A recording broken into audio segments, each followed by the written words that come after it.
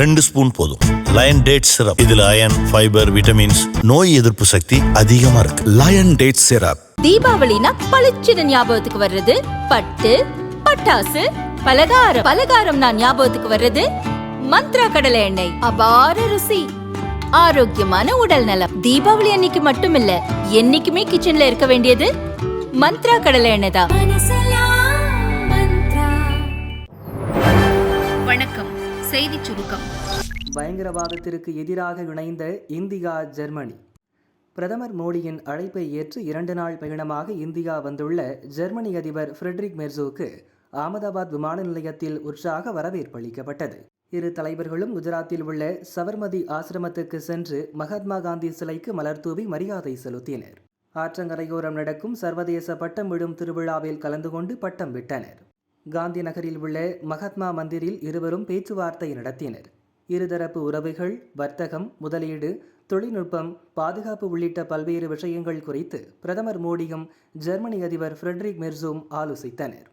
அதற்கு பின் வெளியிடப்பட்ட கூட்டறிக்கையில் ஐநாவில் தடை செய்யப்பட்ட பயங்கரவாதிகள் மற்றும் பயங்கரவாத அமைப்புகளுக்கு எதிராக ஒத்துழைப்பை வலுப்படுத்த இரு நாடுகளும் உறுதி பூண்டுள்ளன. பயங்கரவாதிகளின் புகலிடம் மற்றும் உள்கட்டமைப்புகளை அழிப்பதற்கு அனைத்து நாடுகளும் இணைந்து பணியாற்ற வேண்டும். சர்வதேச சட்டங்களின்படி பயங்கரவாத அமைப்புகளுக்கு நிதி உதவி செய்வது உள்ளிட்ட அனைத்தையும் நிறுத்த வேண்டும் என தெரிவிக்கப்பட்டுள்ளது. பெஹல்காம் பயங்கரவாத தாக்குதல் மற்றும் டெல்லி செங்கோட்டை அருகே நடந்த தற்கொலைப்படை தாக்குதல் சம்பவங்களுக்கு கண்டனமும் தெரிவிக்கப்பட்டது. இந்தோ பசிபிக் பிராந்தியத்தில் தடையற்ற மற்றும் சுதந்திரமானதான இருக்க வேண்டும் என இரு நாட்டு தலைவர்களும் வலியுறுத்தியுள்ளனர். பிரதமர் ஆபீஸ். புதிய அலுவலகத்துக்கு செல்கிறார் பிரதமர் மோடி. டெல்லியில் பார்லிமெண்ட் கட்டடம், துணை ஜனாதிபதி இல்லம், மத்திய அரசு அலுவலகங்கள் போன்றவை மறுசீரமைக்கப்பட்டு வருகின்றன. சென்ட்ரல் விஸ்டா மறுசீரமைப்பு திட்டம் என இதற்கு பெயரிடப்பட்டது. 20,000 கோடி ரூபாயை மத்திய அரசு இதற்காக ஒதுக்கியது. 2,26,203 சதுர அடி பரப்பளவில் அமைந்துள்ள இந்த வளாகத்தில் 3 முக்கிய கட்டடங்கள் உள்ளன. சேவா தீர்த்தம் 1 நவீன வசதிகள் மற்றும் பிரம்மாண்ட விழா அறைகளுடன் கூடிய பிரதமரின் புதிய அலுவலகம் அமைக்கப்பட்டுள்ளது. சேவா தீர்த்தம் 2 அமைச்சரவை செயலகம் கட்டப்பட்டது. இது கடந்த ஆண்டே செயல்பாட்டுக்கு வந்துவிட்டது. சேவா தீர்த்தம் 3 தேசிய பாதுகாப்பு ஆலோசகர் அலுவலகம் மற்றும் தேசிய பாதுகாப்பு கவுன்சில் செயலகம் கட்டப்பட்டுள்ளது. பிரதமர் மோடி வரும் ஜனவரி 14 புதிய அலுவலகத்துக்கு இடம் மாற உள்ளார். தற்போது பிரதமரின் அலுவலகம் பழைய பார்லிமெண்ட் அருகே உள்ள தெற்கு பிளாக்கில் செயல்படுகிறது. இது பிரிட்டிஷ் காலத்தில் கட்டப்பட்ட கட்டடம். சுதந்திரத்துக்கு பின் முதல் முறையாக பிரதமர் அலுவலகம் புதிய கட்டடத்திற்கு மாற்றப்பட உள்ளது. கோரிக்கையை ஏற்றது மாநகராட்சி. தூய்மை பணியாளர்களுக்கு வெற்றி. நீண்ட நாள் போராட்டம் முடிவுக்கு வந்தது.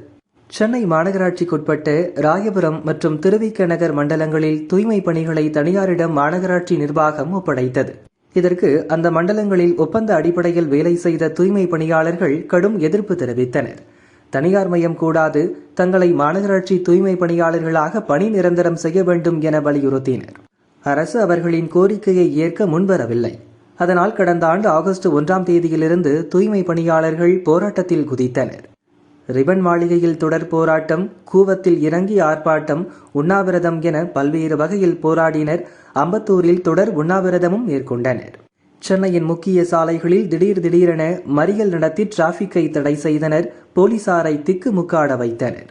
சுமார் 160 நாட்களுக்கு மேலாக நடந்து வந்த அவர்களுடைய போராட்டத்தை முடிவுக்கு கொண்டுவர அரசு தரப்பில் பல்வேறு முயற்சிகள் மேற்கொள்ளப்பட்டன.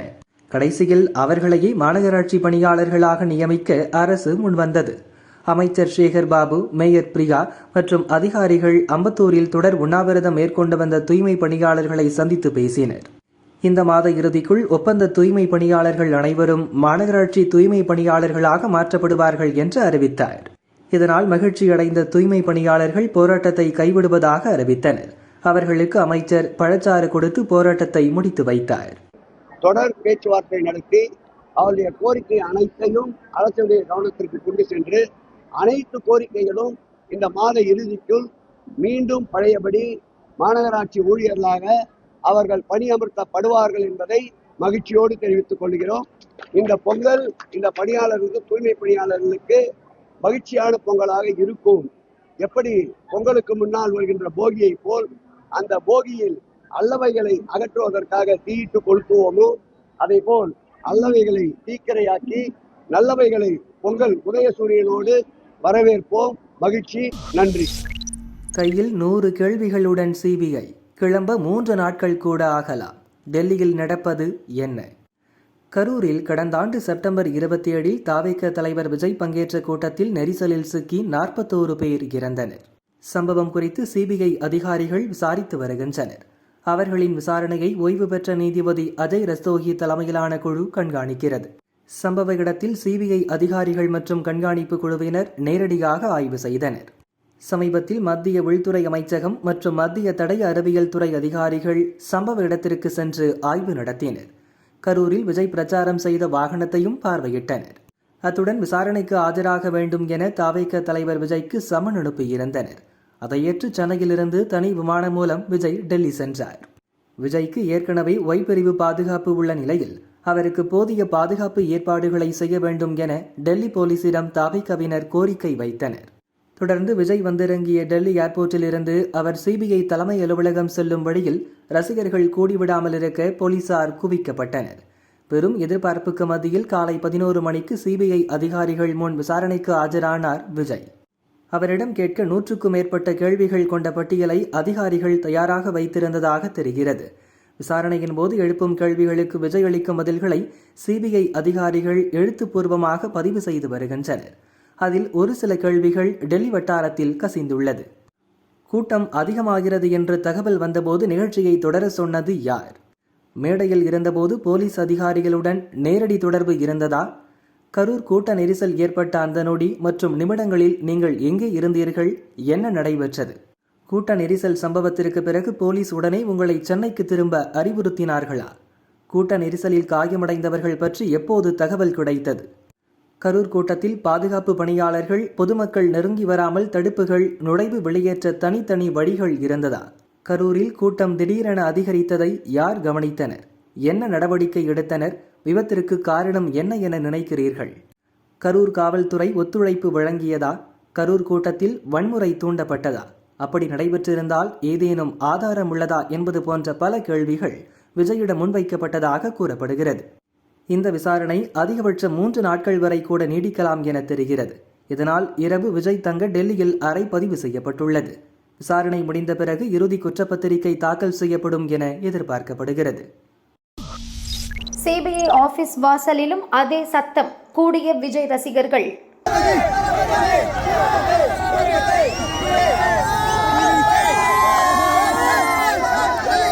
கரூர் நெரிசல் வழக்கில் விசாரணைக்காக டெல்லி சிபிஐ ஆபீஸில் தாவேக தலைவர் விஜய் ஆஜராகியுள்ளார். 3 மணி நேரத்திற்கும் மேலாக விசாரணை நடந்து வரும் சூழலில் சிபிஐ அலுவலகம் முன் திரண்டுள்ள அவரது ரசிகர்கள் ஆரவாரமாக விஜயின் போட்டோவுடன் கோஷமிட்டு வருகின்றனர்.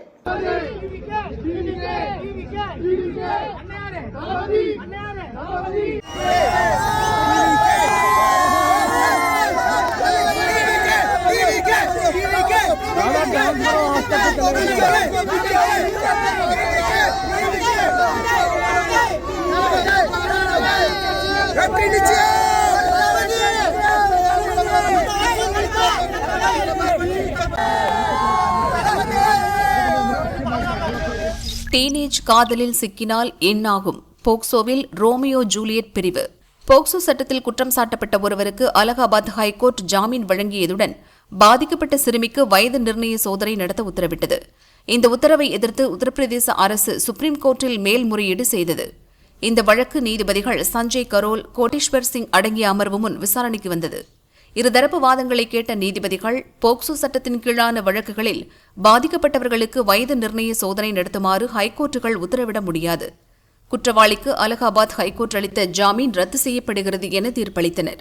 இந்த வழக்கில் போக்சோ வழக்கு குறித்த சில வழிகாட்டுதல்களையும் கூறினர்.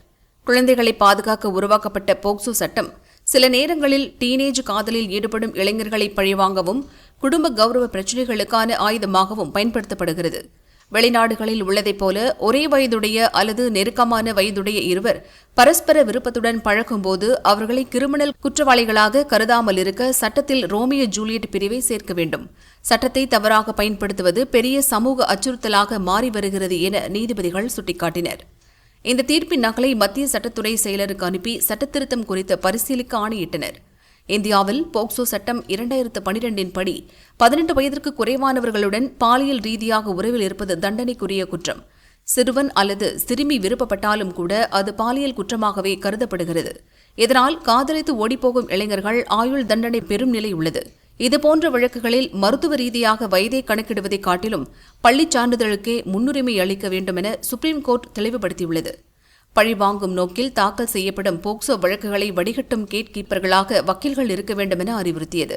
இந்த உத்தரவு நாடு முழுவதும் போக்சோ சட்டத்தின் கீழ் கைது செய்யப்பட்டு சிறையில் வாடும் 13 வயது காதலர்களுக்கும் பெரிய சட்ட பாதுகாப்பை வழங்கும் தொடக்கமாக கருதப்படுகிறது. இன்று 8 மாவட்டங்களில் கனமழை. அடுத்த 6 நாளுக்கு முக்கிய அப்டேட். வானிலை மையம் அறிவிப்பு. முழு விவரம். குமரிக்கடல் மற்றும் அதனை ஒட்டிய பகுதிகளின் மேல் வளிமண்டல கீழடுக்கு சுழற்சி நிலவுகிறது.